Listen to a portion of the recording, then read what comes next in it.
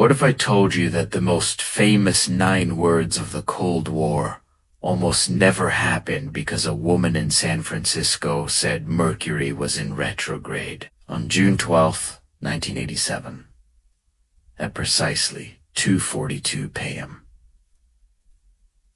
Berlin time. Ronald Reagan stood before the Brandenburg Gate and demanded Mikhail Gorbachev tear down the Berlin Wall.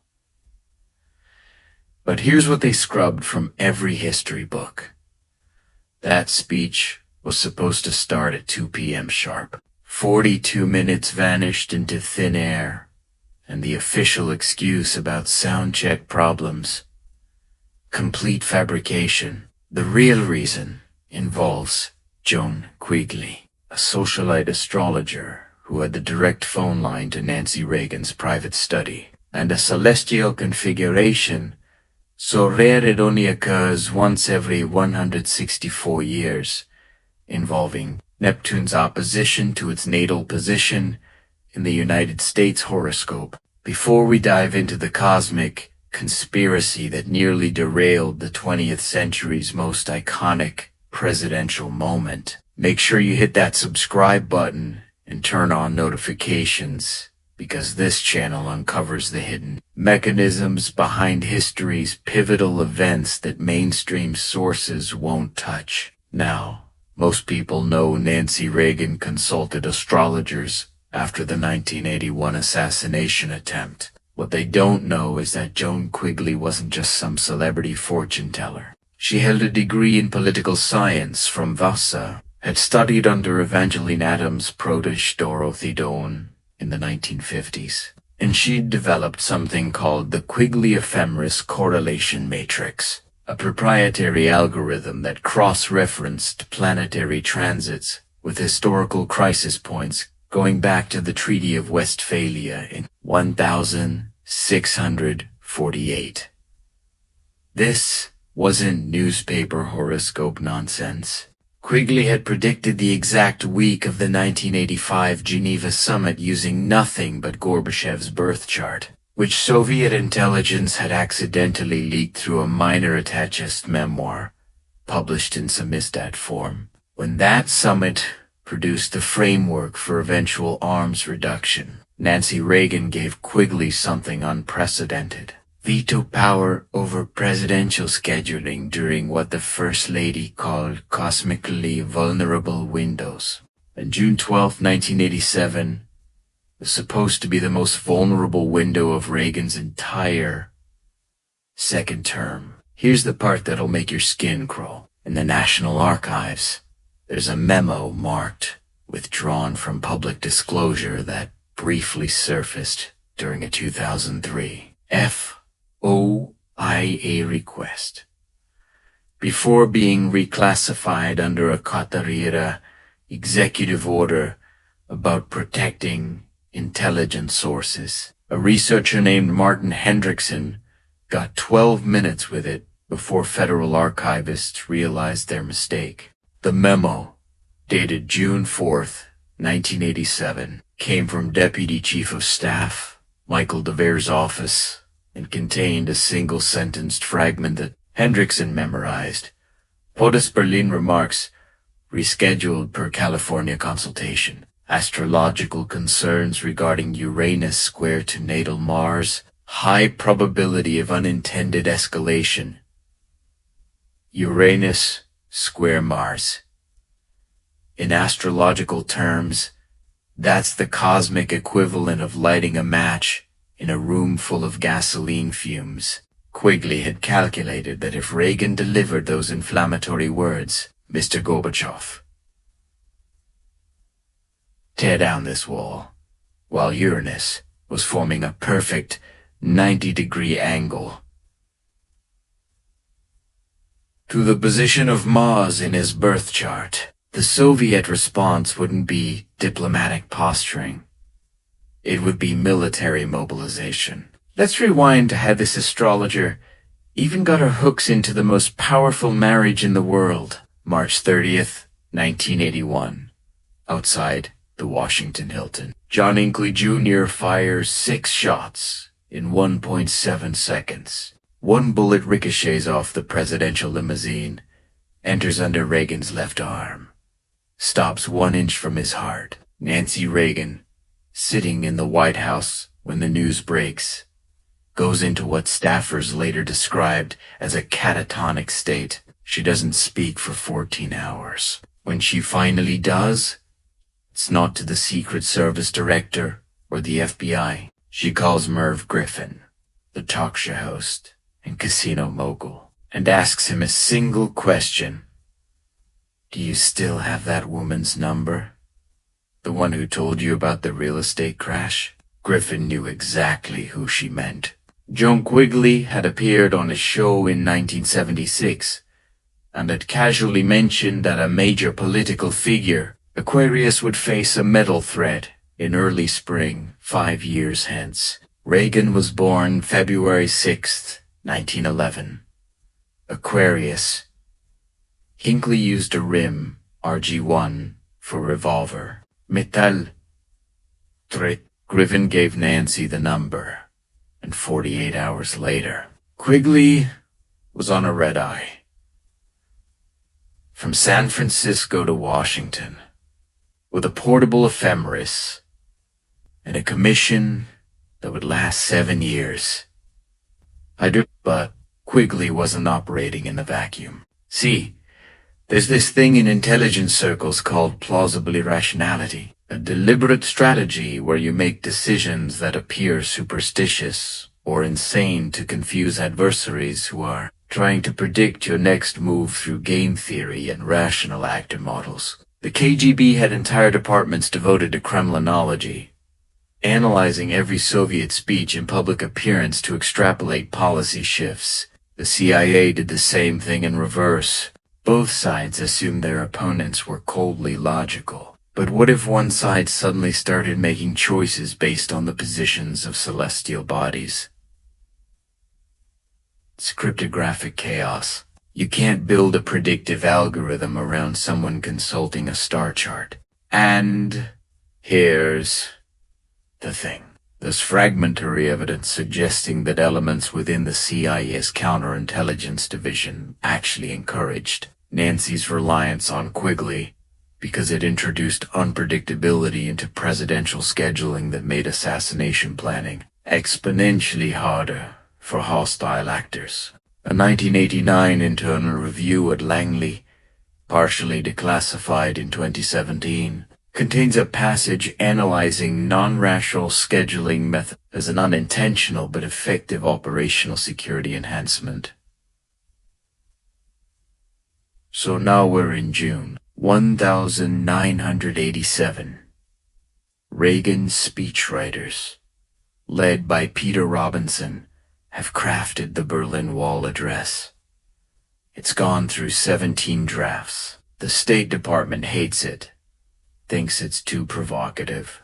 The National Security Council hates it, warns it could derail the momentum from the Reykjavik summit. But Reagan loves it because it's simple, direct, emotionally resonant. The speech is locked in. Air Force One is wheeled up for Germany, and then 72 hours before departure, Nancy's phone rings at 11:47 p.m. It's Quigley, calling from her Pacific Heights apartment with what she would later describe in her memoir. What does Joan say?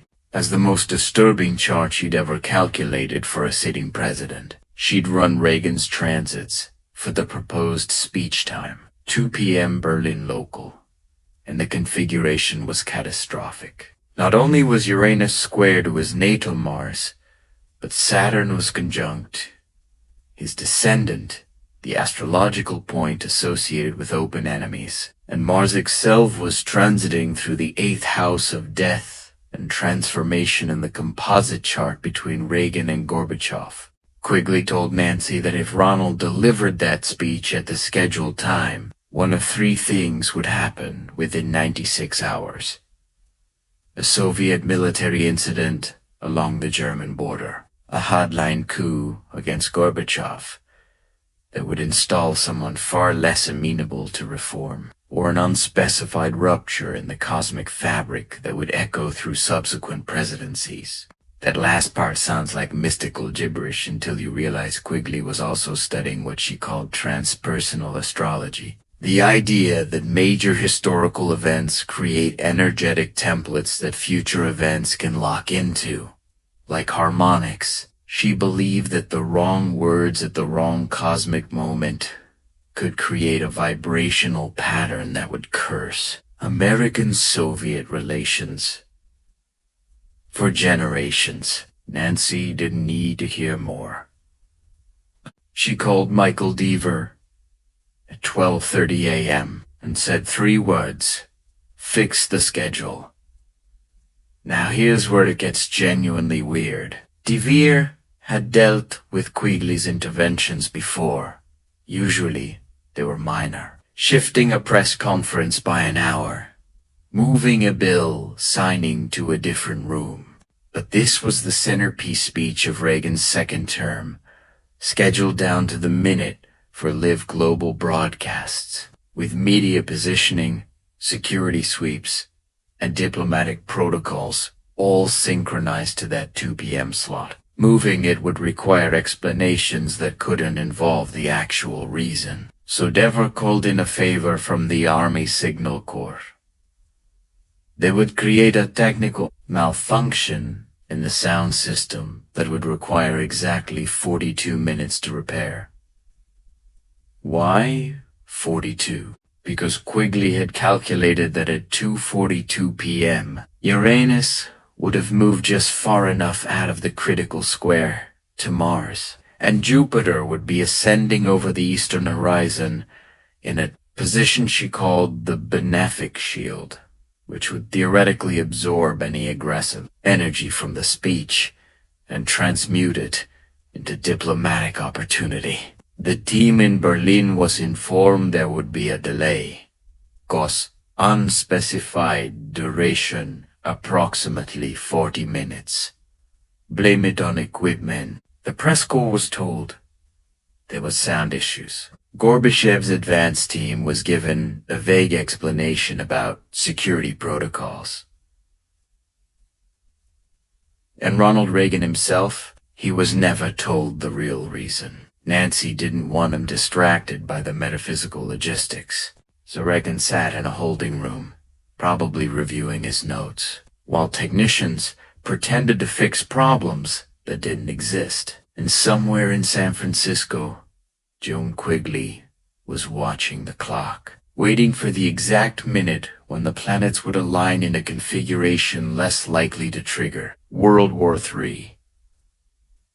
At 2:38 p.m., 4 minutes before the recalculated safe zone,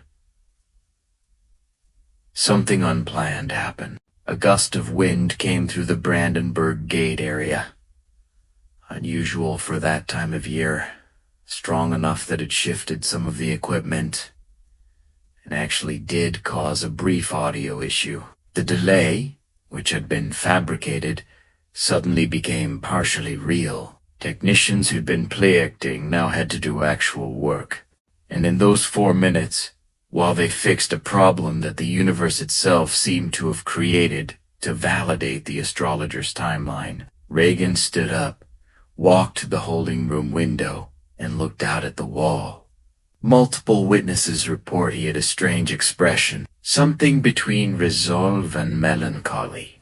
His personal aide later said, Reagan muttered something about timing being everything, which, given what was happening behind the scenes, is either the greatest coincidence in modern political history or evidence that Reagan's intuition was syncing with forces neither he nor anyone else fully understood. 2:42 p.m. The audio is fixed, both the real and fake problems resolved. Reagan walks to the podium. He delivers the speech, including the iconic line that every history student can recite. The crowd erupts. The moment is perfect, cinematically perfect. The kind of crystallized instant that defines era, and nothing bad happens. No Soviet tanks roll. no Kutapos Gorbachev. In fact, the opposite occurs. 2 years later, the wall comes down, exactly as Reagan demanded, and the Cold War ends not with nuclear fire, but with people dancing on concrete rubble, while David Hasselhoff sings, looking for freedom in a jacket covered in lights. The cosmic fabric, if such a thing exists, holds. But here's the question nobody asks. What would have happened at 2 p.m.? Was Quigley right if Reagan had spoken those words 42 minutes earlier, with Uranus, square Mars, and Saturn on the descendant? Would history have bent differently? There's no way to know, obviously. But there are some peculiar data points. Soviet archives, released in the late 1990s, showed that on June 12, 1987, between 1:45 p.m. and 2:30 p.m. Berlin time, there was an unscheduled movement of 3 Red Army divisions toward the East German border, officially explained as a readiness exercise, but with no prior authorization found in military records. The divisions were ordered back to barracks at approximately 2:50 p.m., right after Reagan finished speaking. Some researchers suggest that this was contingency positioning in case Reagan's rhetoric crossed a line, which implies the Soviets were anticipating something provocative at the originally scheduled time. Did they have intelligence about the speech content? Possibly. But why move divisions if you're planning to respond diplomatically? Unless you're preparing for the possibility that you won't be able to respond diplomatically, that something in the moment will force your hand. And there's another angle. Gorbachev himself, in a 1993 interview with Der Spiegel, made an offhand comment that's been largely ignored. He said, "When Reagan spoke at the wall, I felt relieved, because the words came at a moment when they could be heard as theater rather than threat. At a moment, not in a way or with a tone, but at a moment suggesting that timing, the specific temporal positioning of the speech, affected how it was received at the highest levels of Soviet leadership." Was Gorbachev's perception influenced by the same astrological factors Quigley had identified?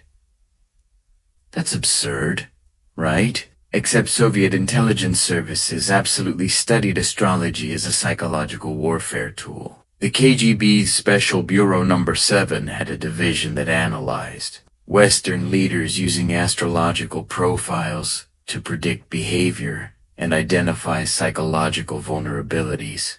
If they were running charts on Reagan, they might have seen the same Uranus-Mars square and prepared for aggressive action at 2 p.m., only to find the speech delayed into a less volatile configuration that allowed for a softer interpretation. Let's talk about the technical side for a minute. The actual mechanics of how astrology, if it has any validity beyond psychology, might interact with geopolitical events.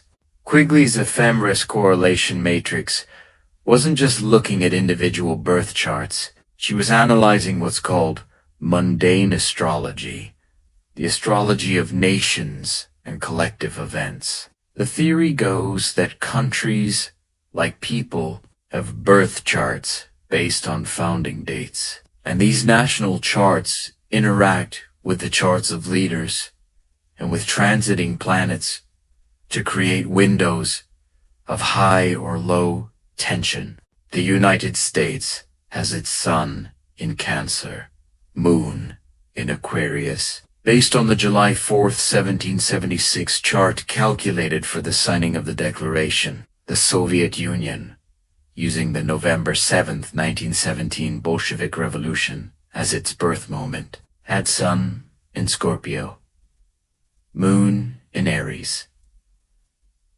Cancer and Scorpio are both water signs, emotionally reactive, capable of intense loyalty or devastating betrayal. When you layer individual leader charts onto these national charts and then add transiting outer planets like Uranus, Neptune, and Pluto, you get these insanely complex interaction fields. Quigley's genius, if we're granting her that, was using computer algorithms in the 1980s to map these multi-layered chart interactions faster than traditional astrologers could by hand. The Uranus-Mars square on June 12, 1987 was at 23 degrees Sagittarius to 23 degrees Virgo. Uranus in Sagittarius represents revolutionary ideology and expansionist impulses. Mars in Virgo represents precision aggression and technical military capacity. A 90-degree square is a hard aspect, friction, conflict, the potential for sudden violent release. In Reagan's natal chart, Mars sits in Capricorn in the 6th house, the area of service and daily work, which in a president's chart correlates with administrative action and executive orders. Uranus transiting square to that point would theoretically make any action taken under its influence sudden, irreversible, and disproportionately impactful. If Reagan had declared tear down this wall while that square was exact, the astrological interpretation is that the statement wouldn't have been received as rhetorical challenge but as concrete ultimatum, triggering an equally sudden and irreversible response.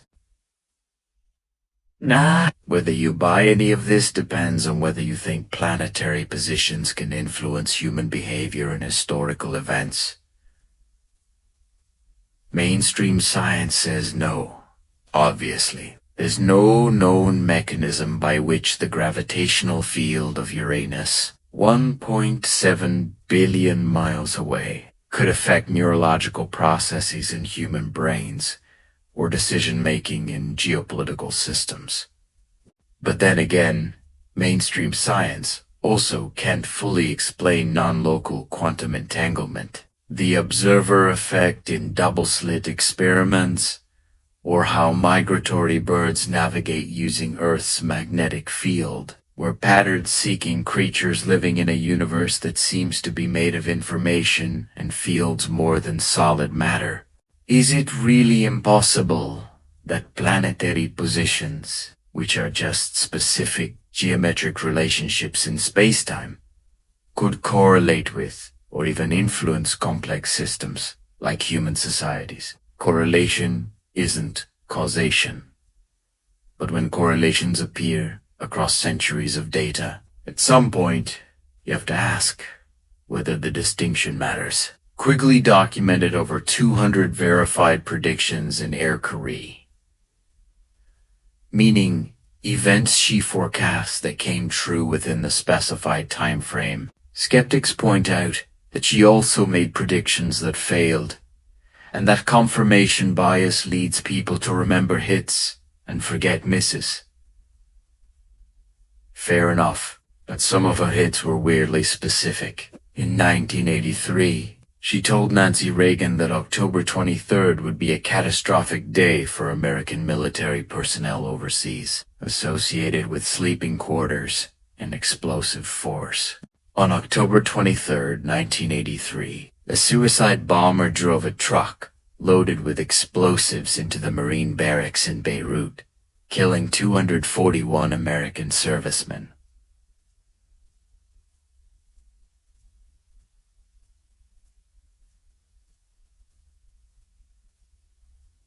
Most of them asleep, Quigley had identified the date 6 months in advance, using a Mars-Pluto conjunction transiting the United States' 4th house of home and foundation. One lucky guess. Maybe 200 lucky guesses. That's a different statistical conversation. But back. Berlin. Active, destructive, hands-on. In astrological symbolism, Mars is associated with tearing, breaking, destroying. by using Mars language while carefully timing the delivery to avoid the Mars square. Quigley may have been trying to channel Martian energy through verbal symbolism while avoiding actual Martian astrological consequences. It's like speaking the language of war in a grammar of peace, using the syntax of aggression in a moment cosmically inclined toward resolution. And here's something that'll really bake your brain. The 42-minute delay means that when Reagan actually spoke the words, "Tear down this wall," Jupiter was rising over the Berlin horizon. Jupiter, the planet of expansion, growth, and fortune. In mundane astrology, Jupiter on the ascendant. The Eastern horizon is considered one of the most fortunate possible positions for initiating major enterprises. It's the cosmic green light. If you wanted to make a demand that would eventually be met, that would manifest into physical reality, you'd want Jupiter right there. The original 2 p.m. timing would have had Saturn, the planet of restriction and authority, near the midheaven, the highest point in the chart, which in political astrology represents government power and institutional resistance. In other words, the delay moved the speech from a Saturn moment to a Jupiter moment, from cosmic no to cosmic yes. The 42-minute delay wasn't the only astrological intervention in the wall speech. There's evidence Quigley also influenced the specific phrasing. Early drafts of Robinson's speech had Reagan saying, "Remove this barrier instead of tear down this wall." Change to tear down was made late in the revision process, and according to Robinson's own account, it came from a suggestion passed through Mrs. Reagan that the wording needed to be more physically visceral. Tear down. And the wall came down. Now, did Ronald Reagan need astrological help to win the Cold War? Of course not. The Soviet economy is collapsing under its own contradictions. Gorbachev was already committed to reform. The entire Eastern Bloc was one push away from revolution. Reagan's speech was powerful because it articulated what millions already felt. But that's not the point. The point is that at the highest levels of American power, during one of the most critical junctures of the 20th century, decisions were being made based on star charts, not as a curiosity, not as a harmless quirk, but as operational policy. The president's schedule, his words, the timing of his most important foreign policy gesture, all filtered through the calculations of a San Francisco astrologer who believed the planets could start or stop wars.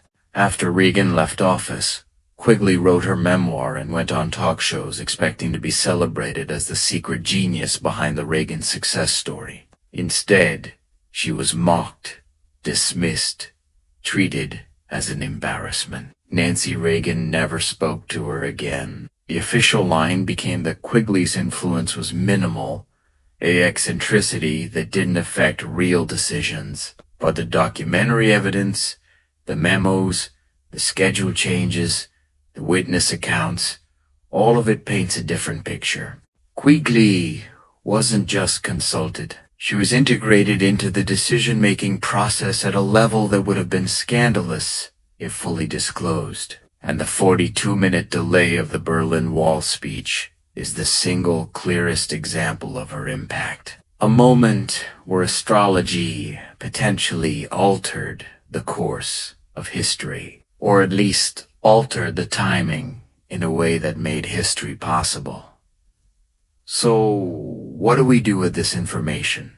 How do we integrate the idea that one of the Cold War's defining moments was choreographed according to planetary transits? One option is to dismiss it entirely, to say that the delay was coincidence, that the speech would have been equally effective at 2 p.m., that Quigley was a charlatan who got lucky a few times and convinced a grieving first lady she had cosmic powers. That's the safe, rational position, but it requires ignoring a lot of documented facts, a lot of specific, verified interventions, and the uncomfortable reality that the delay happened exactly as Quigley prescribed and the outcome was exactly as she predicted. No escalation, eventual triumph.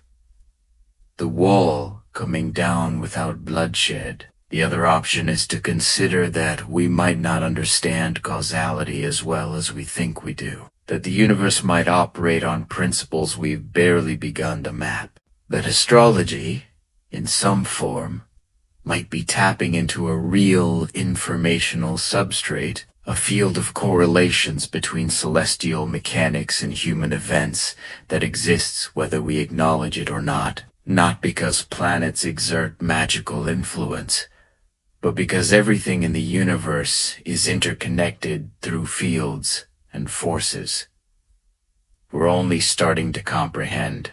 Gravity is a field. Electromagnetism is a field. What if there's a temporal or informational field that creates resonances between planetary positions and complex system behaviors? It sounds like science fiction, but 100 years ago, so did quantum mechanics. Reagan's Berlin speech became the stuff of legend. Tear down this wall is carved into monuments, quoted in textbooks, studied as a masterpiece of political rhetoric. But underneath the legend is this bizarre, almost absurd footnote.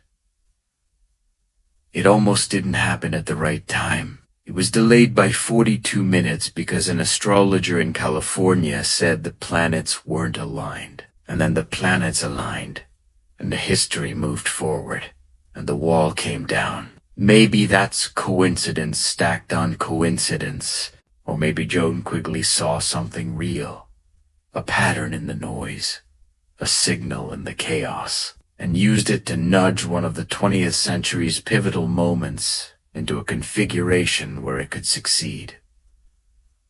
We'll never know for certain, but the fact that we even have to ask the question tells you something about how strange and contingent history really is. There's one more piece to this.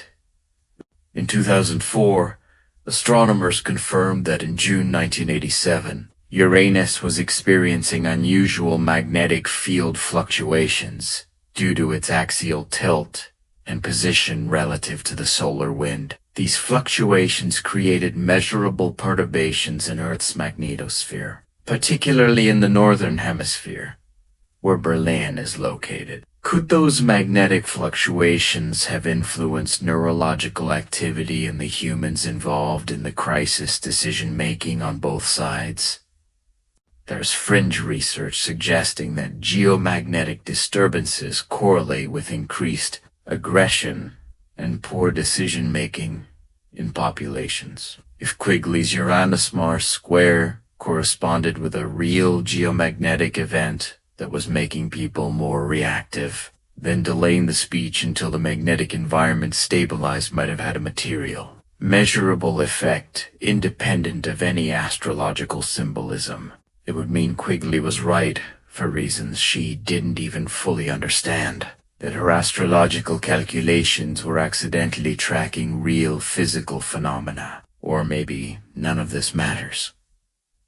Maybe Reagan would have given the speech at 2 p.m. It would have gone fine, and history would look exactly the same. Maybe the 42 minutes are just a weird trivia answer. A story about Nancy Reagan's superstitions and nothing more. But I don't think so. I think the delay mattered, because timing always matters. A joke lands or dies based on timing. A stock trade succeeds or fails based on timing. A military strike works or backfires based on timing. And a speech that demands the destruction of a wall separating two armed superpowers, that definitely depends on timing. Whether the timing was optimized by astrological calculation or dumb luck, the result is the same. Reagan spoke at 2:42 p.m., not 2 p.m. and the world changed. So here's the speculative conclusion. Joan Quigley wasn't a mystic or a con artist. She was a cryptographer of cosmic patterns, using ancient symbolic systems to decode correlations that modern science hasn't yet formalized into equations. Her ephemeris correlation matrix is an early form of what we might now call machine learning for astrology, feeding historical data into pattern recognition algorithms to identify higher-risk temporal windows. The 42-minute delay was a calculated risk mitigation strategy based on that pattern analysis, and it worked in the sense that the outcome she wanted, peaceful resolution and eventual Soviet collapse, occurred without the catastrophic escalation she feared. Whether the planets caused that outcome or merely correlated with conditions that made it possible is a question we probably can't answer with current scientific tools. But the fact remains, someone with power believed the planets mattered, made decisions accordingly, and got the result they wanted. If you're still watching, drop a comment below with your theory. Was Joan Quigley a genius who understood something real about cosmic timing? Or was she just incredibly lucky? Do you think astrology has any validity? Or is it all confirmation, bias, and cold reading? And here's the big one. If you were president and someone showed you a pattern that had predicted major events with statistical significance, would you follow their advice, even if the mechanism seemed impossible? Hit that like button if this story made you question what you thought you knew about history. And subscribe because we've got more hidden chapters of the Cold War that'll make the astrology angle look tame. Share this with someone who thinks they know everything about Reagan. They don't. Nobody does. That's the beautiful, terrifying truth about history. It's always stranger than we're told.